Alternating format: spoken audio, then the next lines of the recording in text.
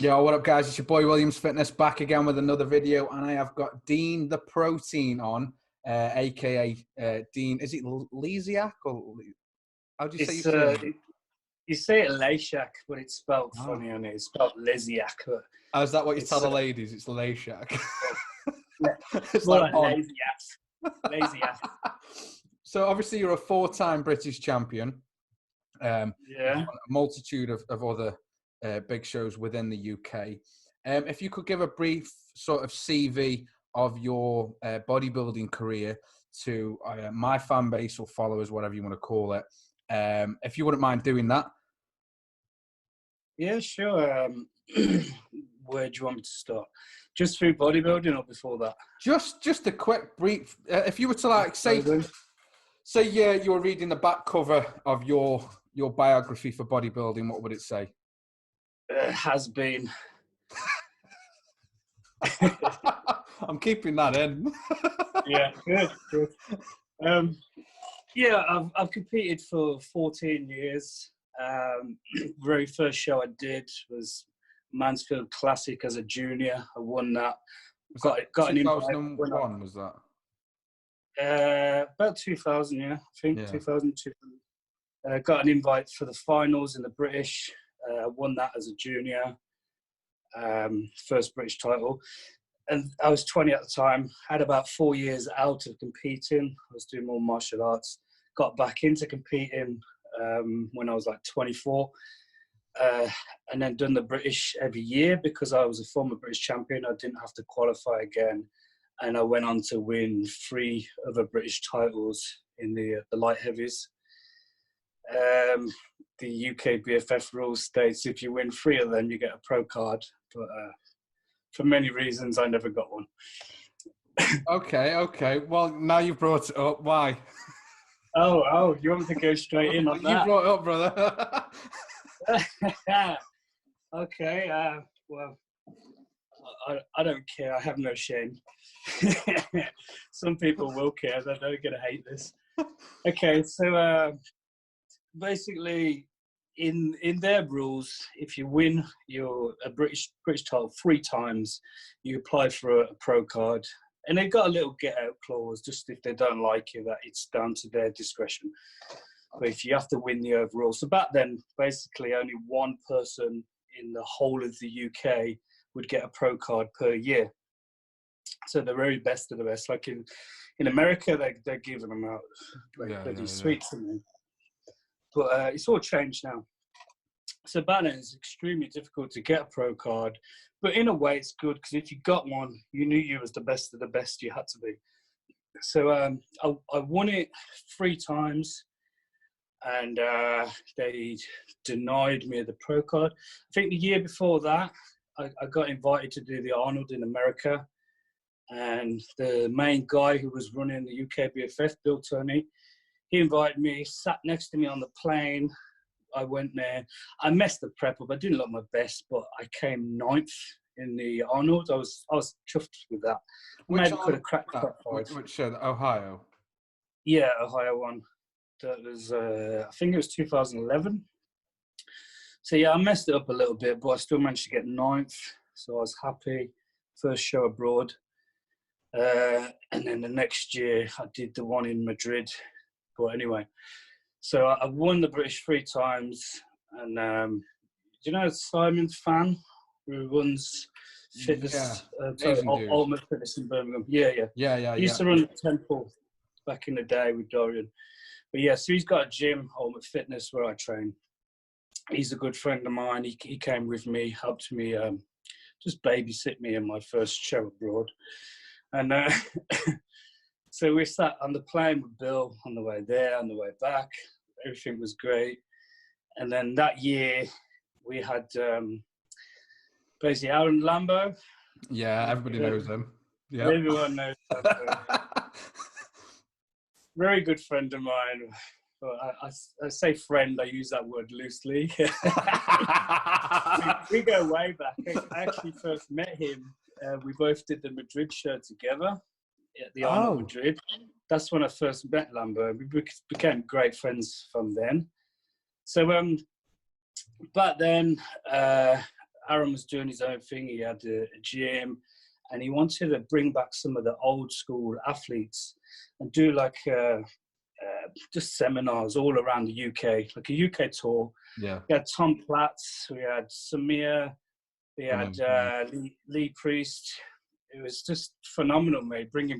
Hearing the stories like with Arnold and this and that, and some of the leg sessions with Lee and Tom, and that, it was amazing.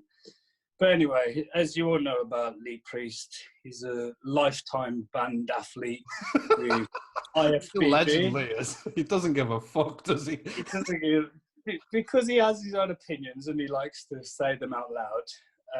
They never got on with the FBB. He got banned so many times, they let him back. He got banned, they let him back, until eventually that was it. They had enough. He was banned for life. So Bill, who was running the UK BFF, hates Lee with a passion for some reason. I don't know, but he wants to just... I mean, this was years ago when they banned him. But even today, they go out of their way to try and fuck anything up with Lee. So Lee's come over, he's doing this tour. Bill heard about it, started ringing up all the gyms that Aaron was going to with his team, and basically saying, if you have Lee at your gym, then you cannot associate yourself with the UK BFF anymore. Simon at the time, it's petty, you know what I mean? This is the lengths to go to. Wow. Simon at the time was putting on shows for the UK BFF. He just brought back the, what show was it? Big Pro show in the UK. Grand Prix, yeah. He just brought that back. He spent like crazy money. He won't mind me saying. About £250,000 of his own money out of his pocket. He put in to put that show on. There was him, Neil Hill, and James Collier. That Simon put all the money in. And it was an amazing show. Yeah. He had Rolly Winkler. There was some big names. I can't even remember half of them. But yeah, he went all out, done it in the Excel Centre. It cost an absolute fortune. And as you can imagine, he made a huge loss. Yeah. Pretty much lost all of his money. But Simon loves bodybuilding, and if he can do anything to give to bodybuilders, he does. I mean, he's gutted he lost money, but it is what it is. He learned a big lesson from it. Yeah. But you can imagine what he's doing for the UK BFF. He's promoting his shows. So he's about to have Lee at the gym. We've sold out tickets. There's about 100 people at the gym waiting to see Lee. And Bill rings the gym. He's like, "Hi, Simon." He's like, "Yeah, you okay?" He said, "Oh, I just heard a little rumor that you're having Lee Priest at your gym." He's like, "Yes. It's no secret. I've been promoting it for the last 6 months. It's been all over the internet. Like, is that a problem?" And Bill's like, "Well, you do know he's a lifetime banned athlete." And Simon's like, "Well, what's that got to do with my gym, my business? We're doing a seminar." So he's basically just told him what he told everybody else and said, if you have Lee carry on and do this seminar, you can no longer associate yourself with UK BFF. So Simon's like, "Well, he's on his way here. People are waiting. I'm not going to let them down. I'm sorry, like, you didn't communicate any earlier, but it's going to go ahead." And that was that. Simon was chucked out. He wasn't allowed to associate with the UK BFF anymore. So no skin off his nose. Is that a bad thing, though? It saved him a lot of money. I was going to say. Yeah. Long term, he's done himself a favour. Yeah. So after all that happened, I won the third British title, and that's when Simon asked Bill if I could get the pro card, and he basically said no, come up with some bullshit excuse. So I was okay, whatever. I'll come back next year, bigger and better, and they can't deny me of it. Yeah. So I did, and I won again. I won the fourth British title. So basically, if you win 3 times, you get a pro card. So winning 4 is unheard of. Nobody has 4 British titles. So I won the 4th one, and I went back, and I said, "Can I apply?" And he was like, "Oh, we're going to have to, this is even worse. The first time he said, "Can Dean have his pro card?" He turned around and went, "Dean who? Who's Dean Lesiak?" Fuck off. It's like, you bastard, I sat in the plane next What to you a all the way muggy to the twat. house. Is that what he said? even knew me. Yeah. So the fourth time he said, we need to take it to a committee in Europe. I said, well, that's not true because he's in charge of the UK. But anyway, he denied me again. Former judge, I mean, at this point, with this whole thing with Lee Priest and everything going on, a lot of the judges that was on the panel had enough and the way Bill was treating athletes and all sorts. I'm one of a million stories like this. It's crazy. So a lot of the judges left and went elsewhere or did their own thing. But if you know Warren Dyson, who runs Emporium Gym, he was a former judge. Is that Birmingham, is that? Emporium? Yes, Birmingham again, yeah. So anyway, he turns around to me and he says, Dean, I don't know what you're doing, mate, because like you're never going to get a pro card as long as Bill's got anything to do with it. He says, I know what he's like, and you're friends with Lee and Lambo and Simon. He said, you associate with these people, he's not going to allow it. I was like, come on, they're not going to be that petty, are they? So after the fourth time, it's coming up to the next year, and I was umming and ahhing, shall I compete again? It's costing me a lot of money. I'm putting my life, my heart, my soul. I mean, any competitors out there know how tough it is to get to that kind of condition. And at that level, you're killing yourself. There's some big sacrifices to make. It's hard to hold down a relationship. Or like we said before we started recording, it's the cost as well, isn't it? Yeah, it's huge. So all of my money, like it was sometimes you're either going to eat or pay the bills because it costs that much. So coming up to the year, do I start dieting? Do I do the show? And I heard all these rumors about Bill's never going to allow me this pro card because of this, because of that. So I thought I'd put it to the test. So Lee was over. We all went for food. There was me, Simon Fan, my old training partner, Randy Lote, great bodybuilder, Lambo, and Lee Priest. So we had food, asked the waiter, can we have a picture? So I'm going to put this on social media and see what they say. So I posted this picture, just sat at the table eating food, and I just bigged everybody up saying, like, isn't it amazing when your childhood heroes like Lee Priest become your friends? Whereas people like Simon, who gives so much to bodybuilding, Randy, awesome training partner, even Aaron Lambo, as much as a gobshite he is, he's a true loyal friend. And I posted that on social media. It wasn't even a day. 1 or 2 days went by. I got a message on my phone.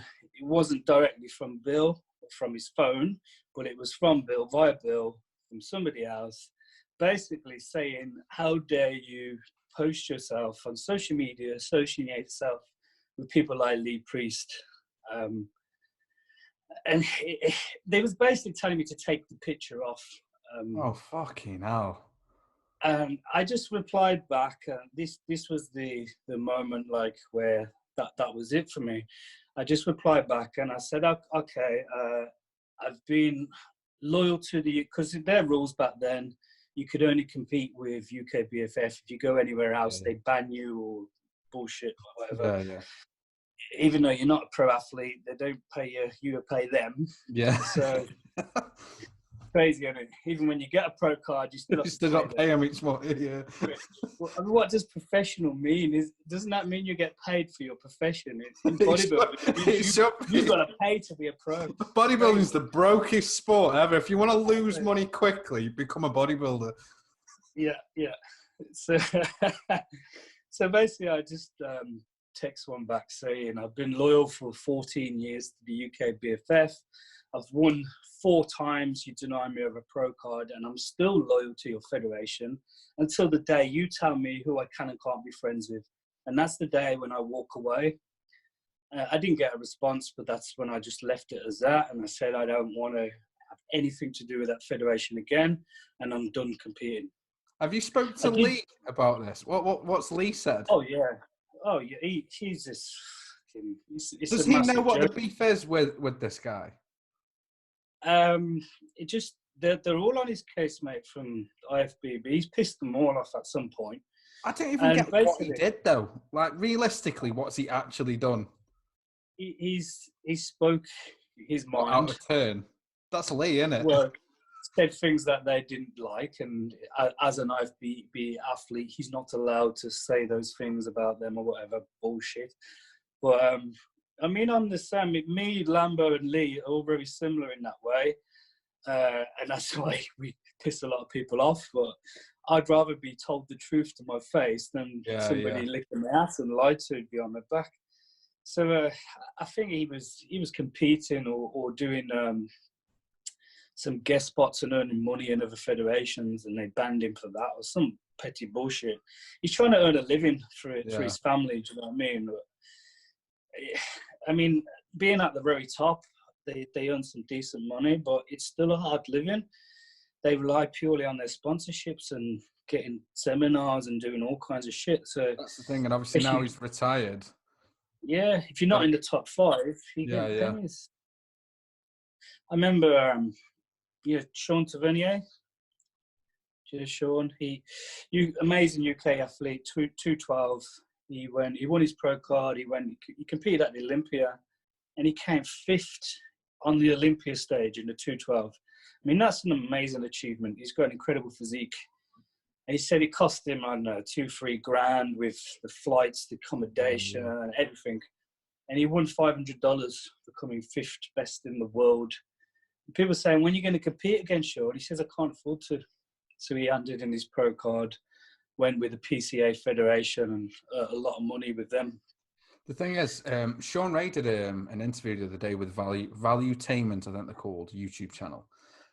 Yeah. And basically, he was saying in that interview, way back when, he was lobbying for the revenue that people are putting forward to shows to be filtered down a lot better. So rather than keep putting the number 1 prize money up, it stays at that. So if it's, $250,000, 400 grand, whatever the show may be, it stays at that. But the more money that gets pumped into it filters down better. Yeah, I agree. And I think, that, like, say, $500, and he didn't even take any metal home. Yeah.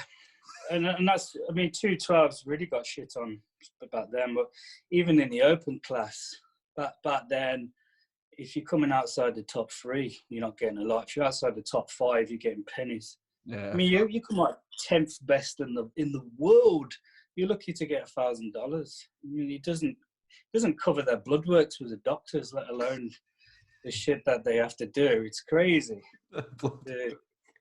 So you know what I mean? It's ridiculous sport, if you call it a sport. Who got you into bodybuilding then? Oh my God, I should hunt him down and kill him. Was it like a case of, I mean, for me, it was like growing up, it was like, I started probably about 11, 12 with my Argos weights and watching. Yeah, I had the same. All that kind of shit. Yeah. 10 of these and 10 of them every single day. And then you were done. That's me done for the day. Friday night, just doing arms. Yeah. So who was you, like, what actually like inspired you to go from like lifting to like, right, I actually want to be a bodybuilder? Okay, so it all started off from having a really shitty, messed up childhood, basically. And I'm sure you see this, I see the patterns in anyone successful or done anything amazing. You see it really a lot in sports and bodybuilders, powerlifters, shit like that, especially fighters, that they've been through some horrific, horrible shit. And I think you need to build the kind of mentality that it takes to be able to put yourself through to get that kind of condition or to achieve at that level. Because you can't be normal and like kill yourself on these diets and put yourself through this. Your whole body shuts down. It's not normal. It's not fun. So to be able to do that and even say you enjoy doing that, you've got to be a bit messed up in the head. So a lot of these, there's a lot of insecurities in the fitness industry, and because people got into fitness because they've been bullied or all kinds of shit going on. And I'm not saying it necessarily physically. had abuse or hurt that way, Yeah. but they got to gone through some shit, either physically or mentally. And it might have been just because they're the way they see themselves in life, and they punish themselves to try and make themselves better.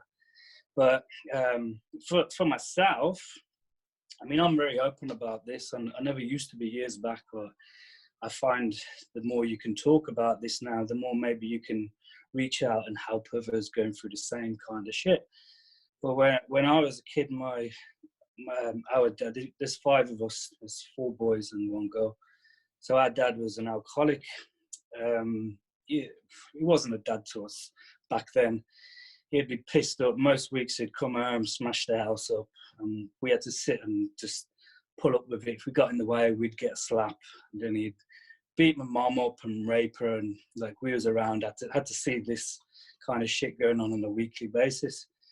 So my older brother at the time, he kind of got the brunt, because when he was around, he was old enough to try and stand up to him. So they was always fighting.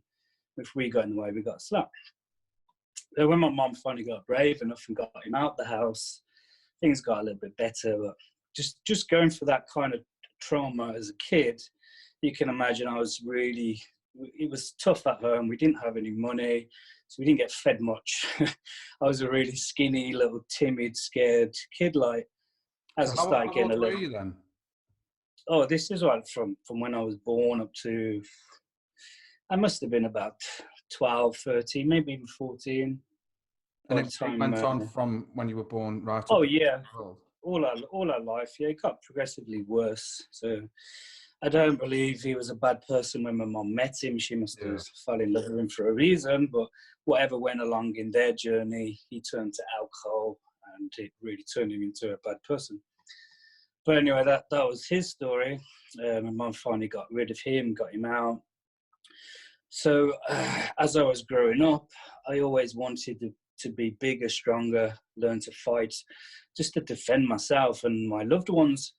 So when I was young, I think really going through that kind of abuse really helped me mentally. It made my mindset so ridiculously strong that when we was at school, we got pushed into sports.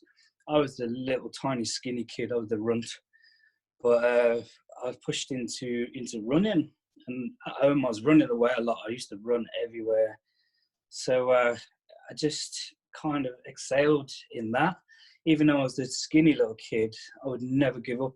So doing like cross country, 400 meters, I became champion of cross country 400 meters, and even the district champion, being a skinny kid.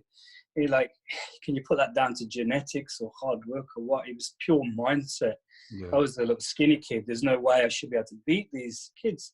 But that kind of age, you're pushing your body to the extreme. Something hurts. A kid's going to give up. He's going to start walking. Like, don't put yourself that stupid. I had this mindset, like I could not give up no matter what. I'd be sitting on the floor, crawling, but I had to cross that line. And that pushed me. So how did you mentally manage? Because I'm not trying to go into too much detail with your past, but just if there's, I've obviously got a younger audience as well of my demographic. It starts from 16 right up to about 28.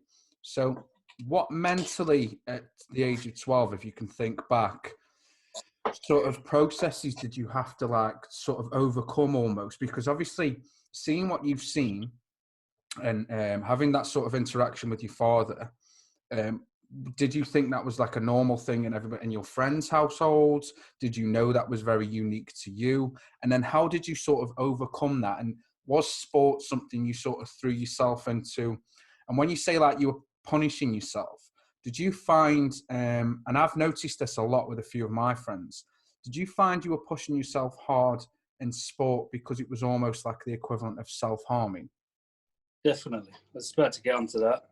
So I used to self-harm a lot when I was a kid. I got a few scars which are not so visible anymore, but I'd cut myself, and then when you can see cuts or scars, people will say something. Yeah. So that became a problem because I was embarrassed about the fact that I was doing it. I just felt worthless and I didn't want to live. I had suicidal thoughts at that kind of age.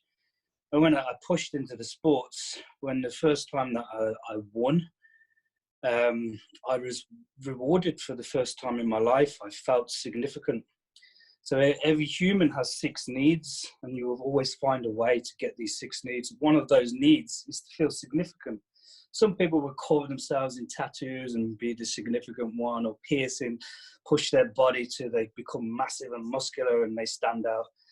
So this was the first time I felt significance. They cheered, they gave me a medal, I got this trophy. I mean, here we go. Here's my first ever trophy, cross country. And that's the one I'm most proud of out of all my trophies, because the first time in my life I felt significance. And I really liked that feeling. Yeah. And it kind of became addictive.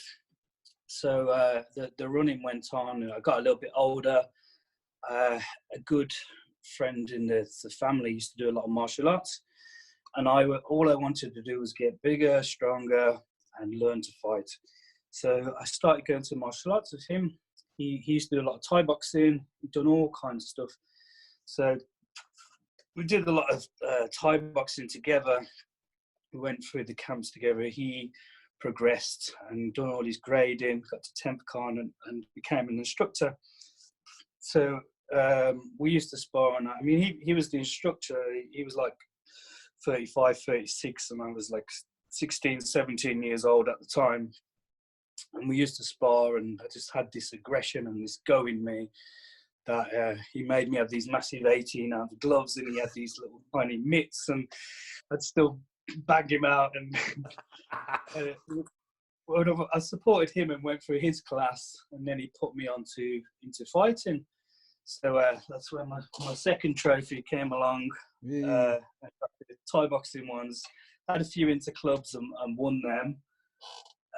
It was just kind of that mindset again, pushing yourself beyond what a normal person could. Yeah. That whatever I focused it on, I kind of just really pushed into it and done really well at. So it was actually what got me into bodybuilding. Is the gym where he used to teach his classes was like a proper bodybuilding gym, old school, and we'd have the separate hall where we did the Thai boxing. The 2 guys that run it, the one guy was an older guy. His name is Jeff Collins. He was a photographer and one of the judges back in the day for UK BFF. Anyone who was anyone back then, he's done photo shoots for. He used to do a lot for the Flex Mag.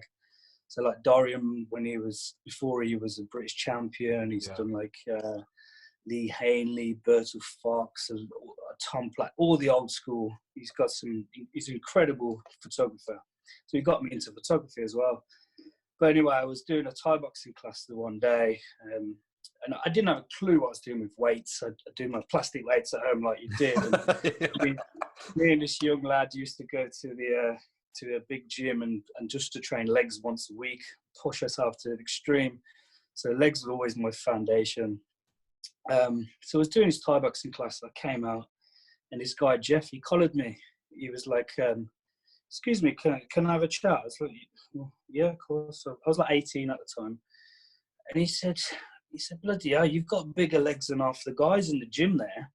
He said, "Have you ever thought about competing?" I was like, "What's competing?" He said, "Oh, you're not bodybuilding. I've seen the magazines." I was like, "What?" Like, and guys stood in tiny little pants all oiled up, going, "Look at me." I was like, "Nah, I'm not interested in that." Patrick Moore said the same thing yesterday. Said the exact same thing. Who's that? Patrick Moore. It's crazy. Patrick Moore. Amazing, yeah. So I was like, "Nah, I'm not interested at all." It's like, it's a bit, it's not for me. And kept going to the Thai boxing class, and I got to know this guy quite well, and we became good friends. And he kept going on about this competitive bullshit. And it's like, I think you've got good genetics. You've got really nice muscle bellies. You do really well. And eventually I gave in to him. I just thought, this guy is a judge. He knows what he's talking about. Like, maybe I should just listen to what he says. So I agreed to sit down with him, have a good chat. And he taught me the basics of dieting, the importance of nutrition, protein, carbs, fats, vitamins. He was big on vegetables and this and that. So he gave me a little diet program. and he showed me the ropes in the gym and said, like, you need to push the failure.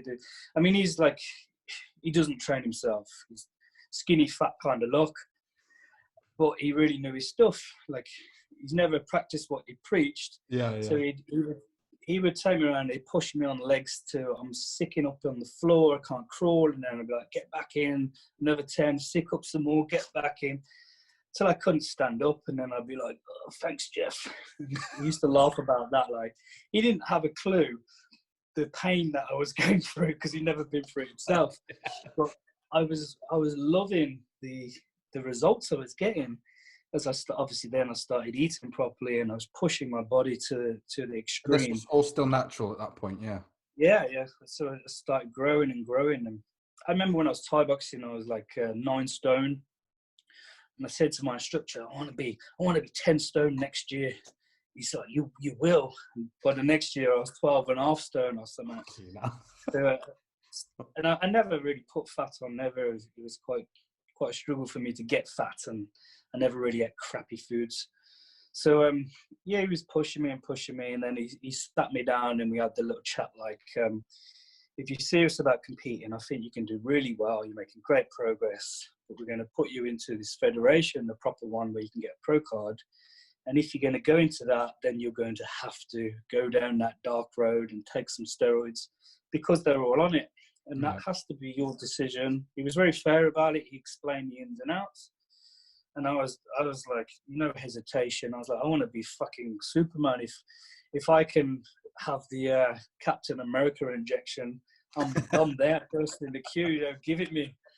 So I was very lucky at that point to have him to teach me the what's healthy, what's not.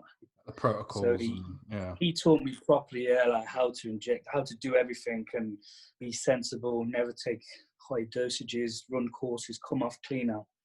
So I remember my very first course. It was 1 shot of Deca a week. That was 200 milligram. Okay. And so 200 milligram of Deca a week. And do you remember P5s? Those really P5s, really mild tablets. Kind of, you put the women on them because they're very low androgenic. They're kind of like the equivalent of a bit like an Anavar. Yeah. So I think I was on 3 P5s a day and 1 shot of Deca a week, and I banged on about 2 stone within this 12 week course. I mean, obviously the steroids had a great impact, but it wasn't. The gear was the fact that I was starting taking gear. First time I'd ever been in my body. I was eating 10 times the amount of food, and I was training hard. How old were you then? That's when I was 19. I took the first 19. course. So obviously you're still not even at your genetic potential until you're like at least 21 for your test level. So you still have all that going on as well. Just started training properly, so everything just responded, and my body just sucked it all up. So we did that 1 course, and then had a little break, and then we dieted down where I can't remember the second course. So it was mild, but like I think we did like a bit of Winstrel, Anavar, test propionate. Yeah. How often were you doing test? Nothing crazy. Sorry? How often were you doing the prep? Every probably 2 days. Yeah. It was quite a small. It was a lot bigger course than the previous one, but it was a mild course. Still stepped it up quite a bit though, didn't you? Really? Yeah. So like a shot of test prep every 2 to 3 days. A bit of a Winstrel shot and a bit of Anavar with some Novadex. And back then, I mean, this guy was knowledgeable, but he lacked a lot in comp knowledge. So I didn't have a clue. I listened to exactly what he said, and we went on this chicken and broccoli diet. It was glorious. I did 14 or 16 weeks where I ate nothing but chicken and broccoli and lots of water. So it was boiled chicken as well. It wasn't allowed seasoning. Brother. So at this time, I was working in a factory or something. I cycled everywhere. Up in the morning, I'd cycle. I'd work all day. I'd cycle back, and then I'd cycle somewhere else. I'd cycle to the gym, train, cycle back home, collapse, die. prep my food. I did that for 14 weeks on zero No carbs. carbs at all for 14 weeks? Just chicken and broccoli. I So, bet your CNS was absolutely yeah, oh, yeah. I mean, knowing what I know these days, I mean, it's absolutely ridiculous to do that. But I wouldn't say I have great genetics, but I've got better than average. If I do everything right, I tend to grow muscle fast. If I don't eat, it drops off me. Luckily, doing that diet, being on that bit of gear at that age, most people would lose muscle, and I kind of held the muscle that I had. Yeah. I went a little flat and stringy, but I got into reasonable condition. I mean, most people would end up burning muscle and not being able to get the condition that I did. Yeah. But the best thing about that diet is it Yeah. taught me massive discipline. So you know how shit the diet was or anything. 14 weeks of eating nothing but chicken and broccoli really tests your mental strength. Was that for your first show for was it Mansfield show? Was that yes for that show? Was it? Yeah. Yeah. So I won I that was anyway. 20. So from 19 to 20, that's what I did. 1 year's training, prepped for the show, and then I done the Mansfield. I've won that, got best presentation award because he used to drill me on posing like half an hour every day, going through all your compulsory poses. I hated it, but it paid off big time when I got on stage. Like, I remember 1 year competing and I didn't practice posing. When I got on stage, it was hard to hold it. You see people like with their bellies hanging out, breathing out their ass, sweating. Like, if you practice that much, it's easy. That's the thing. Judges will pick up between the mandatories, like you're transitioning. They did it on Bell with the whole bubble gut thing. When he was moving from pose to pose, that's when the gut came out, and obviously that's when those pictures got snapped, and then Louis Marco, being the arsehole he is, rinsed Philippe on the internet. Ridiculous, isn't it? Yeah. I mean, being at that kind of pro level, you should know that they're going to do that. But for him to be that fucking petty, I mean, that last show that Phil lost, in my eyes, he blew everybody away again. Yeah. I mean, Sean beat him on his midsection all day long, but Phil smashed him on every single body part. Yeah. You can't win a show on your stomach. Why ain't the fucking the bikini guys fucking Mr. Olympia? Do you know what I mean? It's crazy. So that was a good thing about having Jeff. He like being a judge, he drilled the shit out of me and taught me all that. Never let your belly come out, sucking your belly in, and all everything, just getting that X shape. And I was lucky I had wide shoulders and I always had good quads. So you've got ridiculous, like your delts and traps. I've had a look at some of your stuff on your Instagram and I was like, what the fuck? And I'm like, is this photoshopped? Like, Jesus Christ. I even seen an interview you did next to Jay Cutler. And Jay Cutler looked like your little brother. Yeah, I'm good at camera angles, you see. Oh, like Craig Goliath. Camera angles and lighting. See, that was the other thing Jeff taught me was photography. So I picked up the tricks of lighting and camera angles, how to look good. And the right shadows. Yeah. But I mean, I was blessed with my shoulders and quads responded very well. Yeah. But then it swings in roundabouts. My chest was atrocious. I mean, my lower chest was non-existent in my younger years. But that really pushed me to really rethink my training. Yeah. I've done a billion different methods on how to get my chest to respond, and it has massively. It's never going to be a great body part of me, but to how it's come along from where it was is massive. Like, and I just had to learn a million techniques. One of the best things I did. Go on, sorry. Sorry? No, go on, sorry. I was going to say one of the best things I did was train with Ben Bukowski once. We had a chest session, and that really helped me to rethink my whole training. Because I'm a Ronnie Coleman fan, just smashed the weights, heavy, and everything's heavy. And when did you train with Ben? We did a tour when I was with 5% in America.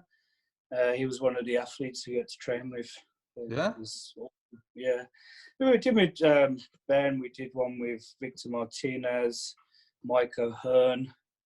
But then the guy was weird. He got yeah. He probably is just 50 IU and GH. Something's not tested. Nah, you know what I mean? He could just be an absolute genetic freak. The guy, he's like 50 and he was strong as fuck. To be fair, his physique never changes. He doesn't. Yeah, I don't want to be that guy. I don't want to be that guy and be, he's banging this, he's banging that because he looks that good. You never know. There's a couple of amazing freaks in the world, and he was an awesome guy. Like, he was strong as fuck for his age, and yeah. You know what I mean? It was like 50 or something, and he's banging out 3 plates aside shoulder press beyond the neck free bar. It's incredible. I never done free bar beyond my neck before, but I had to do it just to beat him on a couple of reps. Stupid, I nearly ripped my fucking shoulder off, but I beat him. Ego lifting, yeah. Yeah, I mean, everyone's got that bit of ego. I try to be sensible and smart, but in the moment, it just all goes out the window. So, obviously we've touched on steroids. And not to be like the arsehole in the room. If you could go back to your younger self and give advice on steroids, and I'm not doing that, you shouldn't take them, because I've taken my fair share of shit. What advice would you give yourself with regards to your protocol? Would you have changed your cycle? Would you have tried it a little bit later on, maybe? I mean... You know, I'm a big believer in we have to go through what we've been through to get to where we are now.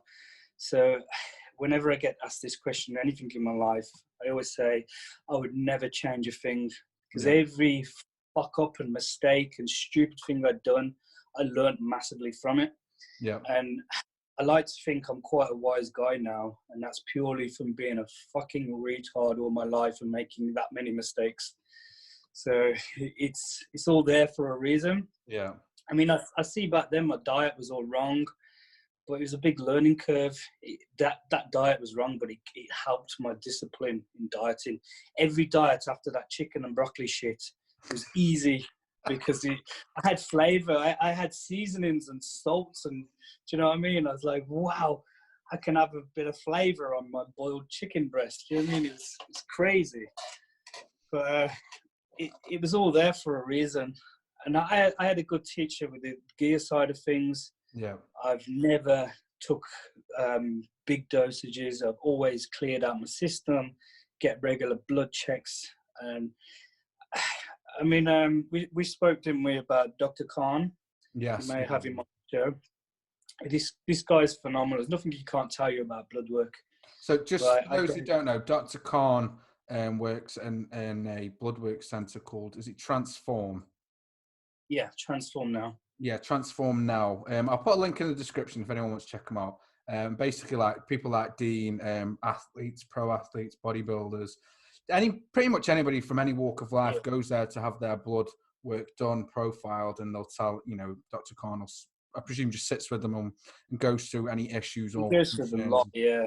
I mean, just a lot of celebrities, anybody, he gets all kinds. But he's very clued up on the athlete and the drug user. Whereas you go to a doctor, anything that flags up on the red zone, they just send you straight off to a specialist. Oh, you got kidney failure or something. They tell you the worst shit. Where Dr. Khan, I think he's got something like the biggest paperwork on record of the amount of people's bloods on record in the world. So there's nothing he can't tell you about bloods, and he keeps track of everything, especially with the athlete side of things. And I mean, something as simple as me and my missus got our bloods together. She's Mauritius. So her bloods, it was great. She's very healthy, just like me. And it came up, her cholesterol was slightly elevated in touching the red zone. A normal doctor would be like, oh, we need to look at that, send you to a specialist. Yeah. But he was just like, you're in the Asian category. Out of all of my blood work in patients, I give them a 15 to 20% increase because Asians have higher cholesterol genetically. Oh, so he basically profiled her. Because it's such a big database of information, He can just, Yeah, you know, at a glance go, right, okay, it's high, but don't massively. worry, Yeah. sort of thing. So he wouldn't flag that, and then like a user or somebody who's taken a shitload of protein or hitting the gym hard, it's going to come back in their bloods that their creatine levels are a bit higher or whatever. That would be like, oh, you need to get your kidneys checked and shit like that. But he says that that's normal in an athlete. It's nothing to worry about. It's because you're eating so much protein or you're taking gear or whatever. So he's very good at being able to see that out. He has, like, so, obviously you got put me in touch with him this morning. I've spoke to him today, and he's invited me up to go on his podcast because he's got a podcast room he's set up, hasn't he? Yeah, I was there the other I week. am definitely up for doing that because I think it'd be very informative, not just for me, because I think I'll learn from it personally. So for selfish reasons, I kind of want to go, but I think for content as well, because I think that's the point a lot of people miss, is they'll take the gear and sometimes, I mean, I know so many guys that don't even do PCT. They act like it's not even worth, you know, the 40 to 80 quid, whatever it's going to cost, whether it's Nova, whatever they're running. But yeah, I think like something like that, especially with somebody like you say who's got this huge database and he's so informed. So clued up. He's so clued up with it all. I mean, I get my bloods regular with him, and it's just important. I mean, if you're an athlete, any kind of level, if you're taking gear, you should get regular blood work. Because, I mean, people would just abuse the shit out of gear, and a lot of them just, I mean, it's so common now. You got kids going in the gym a month later, they're banging trembolone and all kinds of shit, and it's really harsh on the system. It's just a thing to do now. They don't see any consequence. They don't have the information or the knowledge. So when you talk to somebody like Dr. Khan, and he goes through everything, and he pull up some of the blood tests. I mean, he's very private and confidential, but he was showing me, without any names, people's bloods in. They've come in and they're banging like, God knows, 3, 4, 5,000 milligram a week, and they've been on it for like a year non-stop, and they cruise on like 500-600 milligram. It's crazy. I mean, my course, I try and keep them short, and I have at least a time off of what I've had on, if not longer. Blast, yeah. But I've never done cruises. If I'm off, I'm off. I clear my system out. Okay, yeah. If I'm on, I do 400 to 600 milligram maximum. That's it, a week, and I get great test level or of everything. Compounds. Everything. Yeah. I don't touch tablets anymore. I mean, here's a little story. When we went to Dr. Khan, he did my bloods. First time he did them, he sent them off, and I've been on steroids on and off for 20 years, well, more or less. My first cycle I was 19, I'm now 38. So they sent him off, and he said, "This is Dean," showed him a picture, and the guy was like, "You've got the bloods mixed up. There's no way this is his bloods. I've never seen an athlete at this level to have bloods this good." And basically, I'm extremely healthy with my diet all year around. I'm really active. And the cycles, like I say, I do 400 to 600 milligram, and I have a big clean out. And a lot of the time, I don't need a PCT because my body kicks straight back in because it's been so low and I haven't been on long. Yeah. If I've done a course for a competition and it's gone a little bit higher, or I've been on for 14 weeks, I'll have a 3-4 month clear out, and then I would PCT properly, get my whole system back to normal. So I just go by my blood work, and my body is. People say, what do I need for a PCT? I don't fucking know unless I see your blood work. Like, I don't know how much gear you've been banging. I don't know how your body's responding. Your genetics are different. Some people kick back quicker than others. And people are just like, oh, you need this amount of HCG, that amount of Clomid. It's just standard across the board. You can't give somebody a PCT without... I'm not going to lie. The first time I did my PCT, I swear to God, on my little boy's life, I went on Google. And I tell you what my first cycle was. I think for most people, obviously not yourself, my first cycle was Dianabol. Didn't run any PCT. And I was pyramiding my Dianabol up to 8 a day. And then back down. I got through hundreds of these fucking... How old was you then? I did 14 weeks. Yeah, how old was you on this? When I first started, I think I was 17. And Oh remember yeah. the little pink ones? Yes. Yeah, yeah, Little the hexagon little shape. 50p's. Yes. Yeah. I used They to were put good a then. vitamin C tub, so my mum couldn't tell what they were. You get out of that big tub of like 1,000 in the tub or something. So they just Yeah. That lasted you a week, didn't it? yeah. So then what I'd do, mate, it was a nightmare. It got to a point where I was splitting them throughout the day because I just couldn't. It was like trying to pop Skittles. I was like, oh. Yeah, yeah. And they're so small, and it's just a little tablet. You think nothing of it, do you? Just, oh, what's that And then I going was to do? having, no, tell a lie, I bought some milk thistle from Holland and Barrett. And I was Oh, just, that solves all the problems. You got kidney failure, but milk thistle, that's the one. that's the one. And to sort it out. Like your GP will give you that prescription for milk thistle. So then my second cycle, injectable cycle, it was just Sus and Deca, a couple of pens every 3 to 4 days. And then one of my friends in the gym, very close friend, he was like, are you coming to the end of your cycle now, aren't you? And I was like, yeah, yeah. And he was like, oh, what are you doing for PCT? And I was like, what? He's like, yeah, your PCT. I was like, I don't take that. He's like, no. I was like, I'm on Sus and Deca, mate. And he's like, no, your PCT. I'm like, I don't know what the brand is, mate. I don't know what you're on. Like, no, post-course therapy. You have to take, and he was like, going through all the protocols of PCT. And I was like, nah, I don't need that. You sure? And he was like, yeah. So I get Zoom. I'm thinking, fuck, I need to do this PCT thing that he's talking about. Goes on Google images, a graph comes up, PCT, Sus and Deca, take that. I was like, right, rings up my mate. I need some Nolvadex or whatever, Clomid. Yeah. I mean, it's got to be better than doing nothing, but you can't know exactly what your body's going to need without actually looking at your blood work. It's crazy. And you got like, what did you say, you were 17? I had some kid not long ago, he was 15 or 16.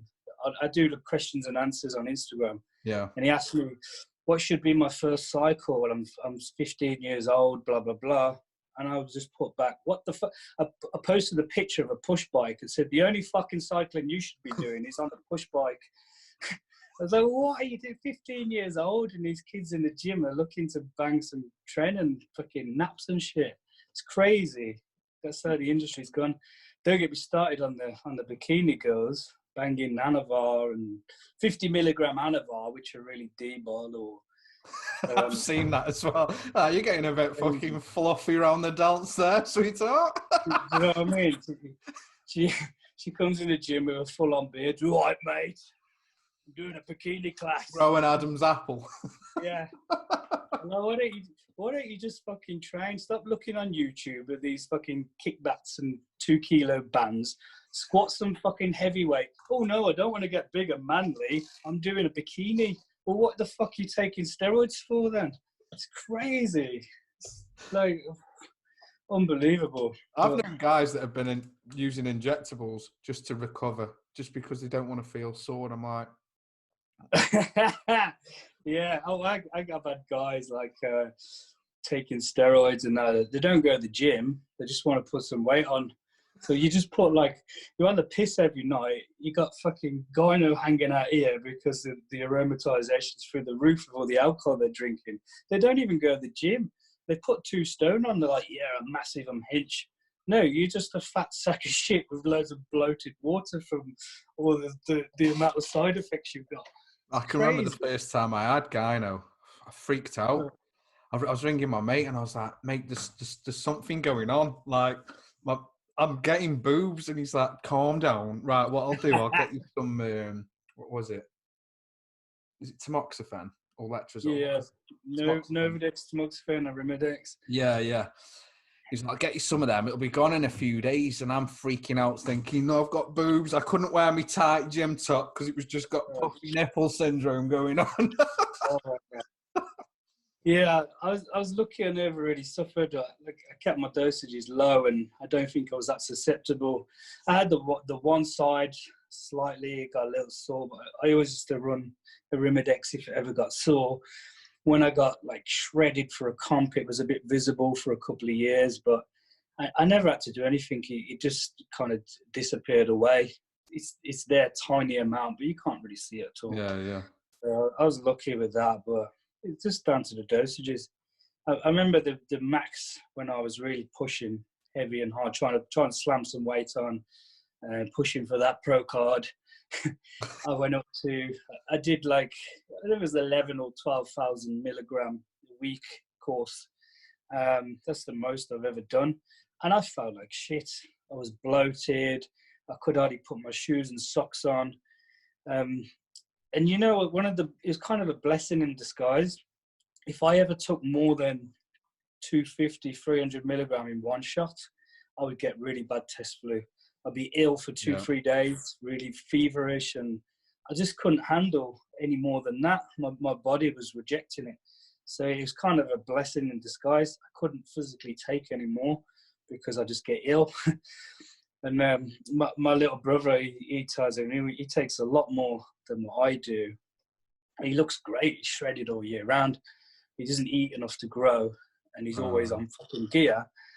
But people don't believe me when I tell them my stacks and my courses, and especially when he's half my size, or they're taking 2,000-3,000 milligram and they look like shit. When you look better than them, they don't believe you. I think that's the problem, isn't it? I think I had this argument with one of my friends because I was eating 6-7 times a day, really struggling getting the meals in. And my friend was upping his cycle every time because we used to start cycles together. And every time we upped the cycle, he's like, he was stuck at 12 stone for 2 years. I was like, you know why though, mate? And he's like, why? I was like, because there's no calories in tren. He's like, what do you mean? I said, it doesn't matter how much you're putting in you, unless you know what I mean, getting those meals in, you're fucked. Yeah. Boy, you're eating enough, you're growing when you're 10 stone, but now you're 12 stone. You're eating the same food. Why am I not growing? It's like, that's not right. And then he'd argue about his food. He'd be like, yeah, but at dinner today at work, I had an extra 3 chocolate penguins. And I'm like, yeah, there's no like, you get people, I'm eating so much, I can't put weight on. But go through your diet. Well, I have a coffee for breakfast and a fag, because I don't like eating in the morning. I know where you're going. And then lunchtime, I had a sandwich and a pack of a penguin bar. Oh, I just eat non-stop. When I go home at night, I have my tea, and I'm always picking and eating chocolate. I'm like, Jesus, you didn't even have one proper meal, let alone fucking 6 of them. You barely broke 1,200 calories all day. Yeah, it's crazy. I mean, I was eating 4,000 to 5,000 calories, but that was clean food, and I really struggled to eat that. That was a lot of food for me. Pushing. I couldn't physically get any more in, and that was eating 7 or 8 times a day. I mean, but it was very clean food. I didn't ever eat shit, but I just made steady gains every year. I could have been bigger than what I was, but I would have force grown. Would I look better? I don't believe so. You're blowing your lines a bit. Yes, so just this is the thing now. People are so impatient. They want everything now. You go back and you look at somebody like Ronnie Coleman. He was phenomenal genetics. This is so weird because this same conversation me and William have had and me and Patrick have had. Yeah. And about Ronnie from when he I can't remember what year it was, but then he came back just fucking twice the size the following year. Is that what you're going with? Well, no. When he got big, he was like only averaging 4 or 5 pound a year. People are like, what's 4 or 5 pound? What's that? If you can put on 4 or 5 pound of real muscle, that's an extremely huge gain. Yeah. I mean, with his great genetics and everything, you think 5 pound of muscle a year for 10 years is 50 fucking pound of muscle. That's ridiculous. That's a person hanging off your back. But I try and explain to people, like, if you get, say, 5 pound of steak, a bag of steak, that's meat. That's a big fucking bag of meat. If you got that meat, that steak, and pull it under your skin where you wanted, you'd look twice the size, wouldn't you? And that's just 5 pound. You fill that meat full of water and glycogen, it's going to double it up and give you a fucking 2 stone. So 5 pound of muscle in a year is huge. But I try and explain to people, I think of your muscle like a balloon. When that balloon is empty, it's tiny and it's flat, it's tiny. When you fill that balloon full of water and it's huge and it's heavy, your muscle's the same. It's still the same balloon. If it's full of water and glycogen, it's going to be big and heavy. When it's got no carbs, it's got no glycogen or water, then it's small and flat. But it's still the same muscle, isn't it?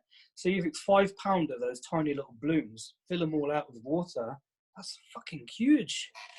That's a good analogy. Yeah, like people are like, oh yeah, I'll back 2 stone of fucking muscle on in a year. You're like, shut up. Like, Ronnie was averaging 5 fucking pounds, you know what I mean? We use superior genetics on everything. You think you were 2 stone in a year of pure muscle. It's crazy. On your special D-ball. Yeah. So, what I was getting at is when people just try to force grow, the force feeding. So to be able to do this, you've got to be taking huge amounts of gear, and now they're all on fucking peptides and insulin, growth hormones, and all these fucking shit, which is force feeding. So what's that doing? Your stomach's only so big in it. If you're putting massive amounts of food in every meal, it's constantly being pushed from the inside out.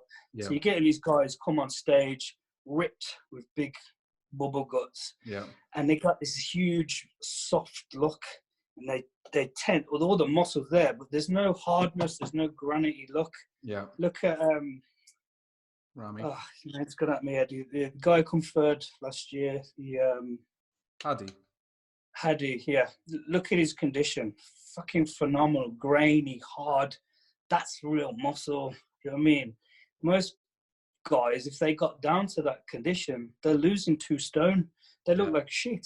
They don't have that. That's real muscle when they're just forcing it. They got that bloat. That's all the fucking, I mean, a lot of the kind of, in America, they're using a lot more test-based stuff, so they're holding a lot more water. They got that nice, big, full, round look, and it looks great. But you stand next to somebody like Hadi, they're over there, they're using more like trends and mastrons. They got that hard granite look. It makes them look fat. They got no fat on them. They're just holding water. But it's hard to get that kind of condition. I think when people are force growing, one, your body, your system can't cope with that long term. Your body's a machine. If you're overloading that machine, it's going to be a point where it's going to break down. Yeah. So I get asked this a lot, like people saying, where would you be if you got your pro card, blah, blah, blah. I would have pushed harder. I would have pushed more. But being sensible, I could have been a very good 212. If I would have pushed to go into the Open League, then there is no way I could stand next to somebody that's 260 pounds. Yeah. I'd have to push my body way past its limits and really, really affect my health, like fuck myself up pushing. You look at somebody like Flex Wheeler in his prime, his genetics are phenomenal. He didn't have to eat that much food to get that big. He's got this tiny little waist. He just fucking grew no matter what. He's hitting the weights hard. He was eating good food. He grew like fuck. If I ate the same diet as he did and did exactly the same, I'd be half the size. So imagine I'm competing against somebody like that.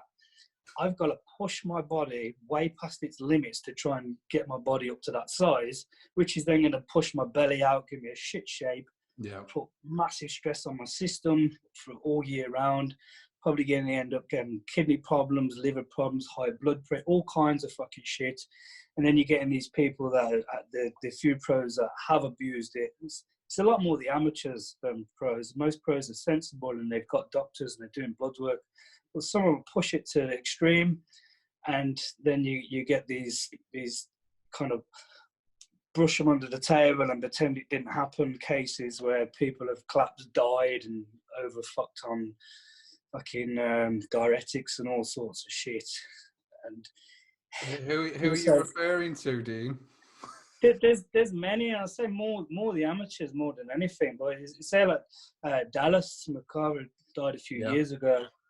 I mean, if somebody got his drug stack and went on it, somebody healthy took his drug stack and went on it, that'd be fine.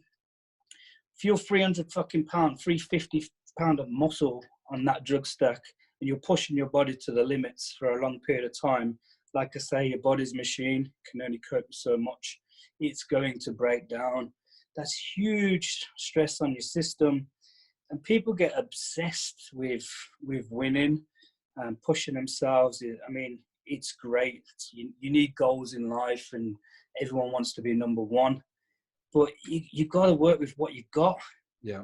I couldn't stand next to Phil Heath. Do you know what I mean? He's a one in a fucking 7.8 billion. Do you know what I mean? There's only one of them. He's got phenomenal genetics. When I met him not so long back, he looked super healthy at that size. You don't have to fucking smack loads of gear and eat to the extreme to be the best in the world. So for anyone trying to catch him up who don't have those genetics, they're going to put huge amounts of stress on their body, and something's gonna fall and break down. So going back to me, it would be stupid for me to try and push and go into the open league, whereas my body could cope being 212. Yeah. Well, the very last show I did, I went into PCA and I come in 212 bang on the dot. Again, I messed it up because I put my priorities into other people and not myself. But the worst thing, the biggest mistake in my bodybuilding career is I find it hard to be a selfish person, and you really need to be selfish in that sport to look your very best. Yeah. Yeah. So, I mean, at the time, I was with some girl who was just bad news, and I prioritized her over the competition. I ended up not eating for 2 days, basically. I had you can't be up for a show. I had about... Sounds like a Disney love story, this is. It was crazy. I mean, she broke down and she was like 3 hours drive away the night before the show, and I had to drive down for 3 hours, prat around for 2 hours, drive back for another 3 hours. Got in at 4 a.m. My show's in the morning, like I've had no food, didn't get to eat anything, waiting on her. You got a penguin. Fucking stupid. I should have had the penguin, yeah. I would have won. But yeah, that's another story, isn't it? I mean, you want to look your very best, then you've got to be very selfish in bodybuilding, or have a team around you that really understand what you're putting yourself through and help you do it. I've noticed this with a lot of the people I've been interviewing recently, as they've either got wives that obviously help with the meal prep, like William Bonac. I don't know if you've watched that interview yet. Apparently, he hates eating his meals. He absolutely hates it. His wife will literally go to him on the couch, put his meal under his face, and be like, "William, you've got to eat this meal. You need this last meal." And he's, "I'll eat it later." And he's like, even in training, his training partner Kendrick, William will be like, "No, we're only doing 4 sets." And his training partner's 10 years older than him. He's like, "No, William, we're doing 5 sets." And then the same with Patrick Moore. He's got his wife. He's obviously got Leela Brada, and he's obviously got Chris Aceto whispering in his ear also. But I think, like you say, just doing things like what you've obviously had to do. Obviously, you've had people giving you advice along the way, but your journey's pretty much been solo, to be fair, hasn't it? Very, yeah. I mean, I had to learn the hard way. I mean, from my junior times and that. You mentioned Chris Aceto. I was a big fan of his from a young age. That guy Jeff, he put me onto his stuff, and I learned all my basics from his books. I still apply a lot of his basics from years ago now because it makes perfect sense and it works. Yeah. But I just learned everything myself. I never had a prep coach after that show. I always prepped myself. I don't believe. I'm still here. You're still there, so I don't believe anybody knows my body like I do. Yeah, a lot of these prep coaches, they get these big names because they attach themselves to pros and say, "Oh, I prepped him and trained him, but that guy was going to look phenomenal no matter what." Yeah, so a lot of these prep coaches, they say, people don't leave me alone. A lot of these preps say, "I'm a prep coach and I'm going to prep you for a show." The first thing they do is put you on this pretty basic diet. Yeah. And then they're just going to judge how your body responds. Jesus, they don't leave me alone. It's so then, oh, God. So it's like, oh, fuck's sake. non-stop, isn't it? I can't have a moment of peace. So, yeah, it's like I put you on this diet, see how your body responds. Oh, these people are doing me head in now. Give me peace, Jesus. And then it's like that didn't respond well, so I'm going to take this out and put that in. The first couple of months of doing this prep is trying to understand what you already knew about your body. Yeah. Oh, I get a bit bloated if I eat potatoes, so I eat rice instead. So what they're doing is learning your body, which you already fucking know, and you're paying this guy, God knows how much money, to figure out what you already know about your own body. But some people are like robots; they just like to be told what to do. Yeah. I've always been a person that like, if you say do this, I need to know why. I need to understand why I'm doing it. I can't take a Miller Decker. I need to know what the fuck Decker is, how it works, what it's doing to my body before anything goes inside. Yeah. And so I like to learn. I like to research. So whenever I prep people, I used to do a lot of PT or prep people, I would make them learn, because I don't want to prep you for the rest of my fucking life. I want to help you and show you so you can do it yourself. But more importantly, so you understand what you're doing and do it safely. But a lot of these guys now, they kind of, you say, why? They like, don't question me. I'm your superior. You're paying me to do this. Do as I say. And that just tells me that they either don't really know what they're doing, so they can't explain it, or they just want your fucking money and they want you to keep paying.